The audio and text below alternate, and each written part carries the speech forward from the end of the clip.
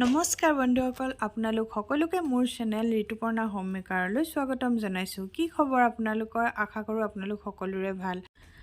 আজি বোটনেক ব্লাউজত অতি সহজতে কিদৰে পাইপিং লগাব পাৰি তাকে দেখাম। যিসকলে মোৰ ভিডিঅ'টো প্ৰথম চাইছে তেওঁলোকে মোৰ চেনেলটো ছাবস্ক্ৰাইব কৰিব। এতিয়া ঘৰতে কেনেদৰে পাইপিং বনাই ল'ব পাৰি তাকে দেখাম। তো দৰি থকা পাইপিং হয়, এনেকুৱা মাৰ্কেটত লোকেল মাৰ্কেটত কিনিবলৈ পাই যাব আপোনালোকে। এতিয়া 1 ইঞ্চি বহল আৰু কেৰেচিয়া কাপোৰত এনেদৰে কাপোৰ এটা কাটি ল'ব। তাৰপিছত এই দৰিডাল ইয়াৰ মাজত এইদৰে ৰাখি এই দৰিডালৰ একদম কিনাৰে কিনাৰে এটা ষ্টিচ কৰি যাব। দেখাই আছোঁ কেনেদৰে কৰিব লাগে। এইদৰে দৰিডাল এনেদৰে ল'ব আৰু ইয়াৰ একেবাৰে কিনাৰে কিনাৰে ষ্টিচটো কৰি যাব।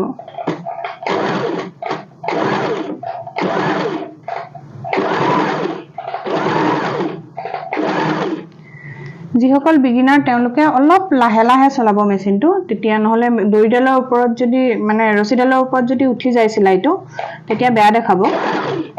এইদৰে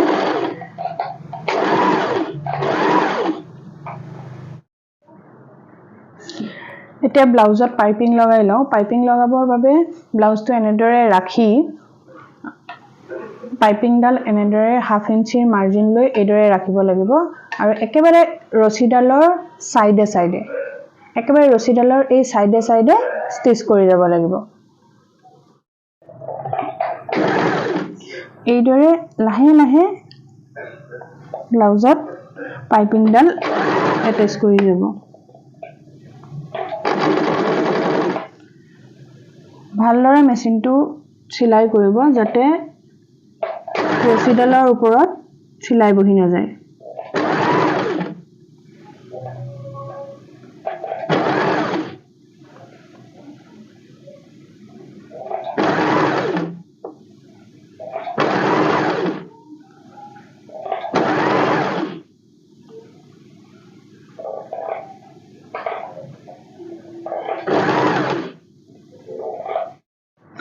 এইদৰে ষ্টিচ কৰি লোৱাৰ পিছত এই পাইপিংডাল এইদৰে ফোল্ড কৰি ললোঁ আৰু ইয়াৰো একেবাৰে কাষে কাষে একদম সাইডে সাইডে এটা ষ্টিচ কৰি ল'ব লাগিব।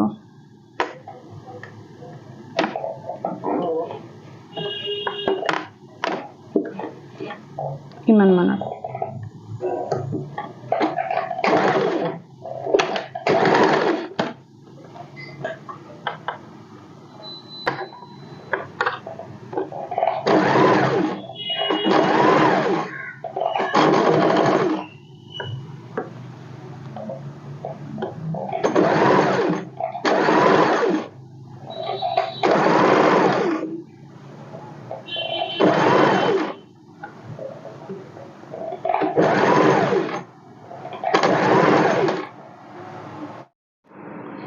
এইদৰে একেবাৰে কাষে কাষে চিলাইটো মাৰি ল'লোঁ আৰু এতিয়া বেক পাৰ্টে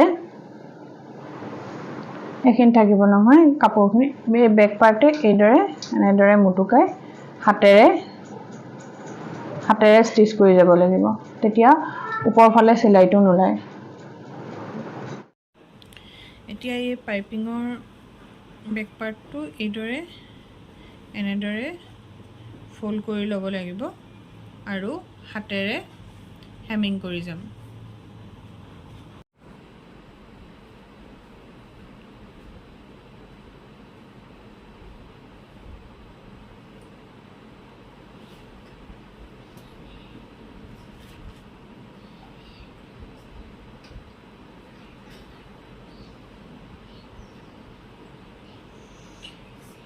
এইদৰে পাইপিংটো ভিতৰলৈ সোমোৱাই হাতেৰে হেমিং কৰি যাব লাগিব, তেতিয়া আগফালে চিলাইটো নোলায় আৰু পাৰফেক্ট হয়। তেতিয়া এইদৰে